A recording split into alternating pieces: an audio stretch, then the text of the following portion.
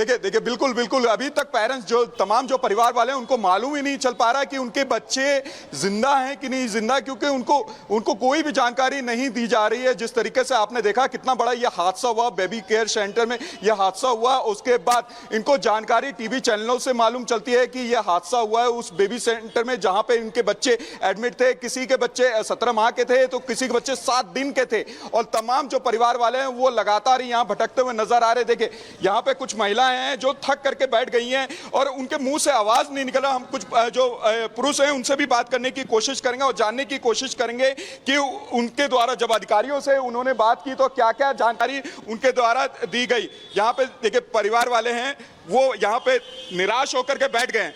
क्या बात हुई, किसी से आपने बात की, क्या बताया बच्चे के बारे में? हमने सबसे बात कर ली है, अभी कोई कंफर्म नहीं बता रहा है। कुछ बच्चे बता रहे हैं यहाँ एडमिट है, कुछ जीटीबी में एडमिट हैं, लेकिन अभी दिखाया नहीं गया बच्चों को जो जीटीबी में एडमिट है। ना तो उनकी कोई जो बच्चे एक्सपायर हो गए हैं उनकी बॉडी भी दिखाई नहीं गई अभी कि हमें उनको पहचान किया जाए। आपके भी बच्चे? नहीं सर, हम साथ ही हैं सब लोग मिलकर। आपके? देखिए हम तो यहाँ पे आए हैं, मेन है कि हम लोग ये जांच देख रहे थे, पता चला है पूरा इलीगल तरीके से हॉस्पिटल चल रहा था। मैं वहाँ आया हूँ, सुबह से आया हुआ हूँ हॉस्पिटल के बाहर पास कहीं, हम तो नॉर्थ ईस्ट दिल्ली में रहते थे, लेकिन पता लगा इतने छोटे हॉस्पिटल चल रहा है और सबसे ज़्यादा सिलेंडर का काम होता है फिलिंग का। वहाँ पर सिलेंडर से ब्लास्ट हुआ, इलीगल तरीके से काम हो रहा था। सब लोग आसपास के लोग बता रहे हैं कि इलीगल तरीके से पूरा चल रहा था और सिलेंडर के ब्लास्ट से हुआ और पीछे कोई एग्जिट भी नहीं था, यानी कि पूरी तरीके से ये एक इलीगल तरीके से काम था जिसमें मिली भगत हो सकती है सरकार की, प्रशासन। मैं देख रहा हूँ आप सुबह से भटक रहे हैं बच्चे की तलाश में, क्या जानकारी कुछ मिली? सर अभी तो कुछ नहीं मिला सर, ना कुछ बता रहा है कोई, अभी तो कुछ नहीं बता रहा है। अभी कहाँ थाने गए थे? थाने गया था सर। क्या वहाँ पे? वहाँ भी कहा कि सर कोई बच्चा भी तो मुश्किल ही निकले। यहाँ भी जो 5 बच्चों में से दो तो खत्म ही हो गए, 3 बच्चे हैं वो भी।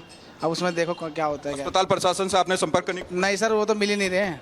वो तो थाने में कुछ महिला नर्स बैठी हुई हैं, उनसे सर मिलने नहीं दे रहे हैं ना वो तो। लोमस और वैभव लगातार हमारे संवाददाता ग्राउंड जीरो से बने हुए हैं, उन्हें बच्चों के, नवजात शिशुओं के जो माता पिता हैं उनसे बात कर रहे हैं। लेकिन इसी बीच एक बड़ी खबर अपने दर्शकों को बता दें, अस्पताल हादसे पर ये बड़ा एक्शन लिया गया है। मालिक नवीन पर केस दर्ज हुआ है, एफआईआर दर्ज की जा चुकी है, संगीन धाराओं में मुकदमा दर्ज हुआ है, लेकिन नवीन फरार है। जो इस बेबी केयर सेंटर के मालिक है नवीन, वो अभी फरार है, कुछ अता पता नहीं चल पाया है। लेकिन जो धारा है वो 336, 304A और 34 के तहत एफआईआर दर्ज हुई है। फायर डिपार्टमेंट की एनओसी की भी जांच होगी। आपको बता दें, बार बार ये कहा जा रहा है कि इस बेबी केयर सेंटर ने फायर विभाग से एनओसी ली थी, लेकिन अब उस एनओसी की जांच होगी कि आखिर उनमें किन किन प्रकरण, किन किन चीजों का जिक्र था और उन नियमों का किस तरह से उल्लंघन किया गया है।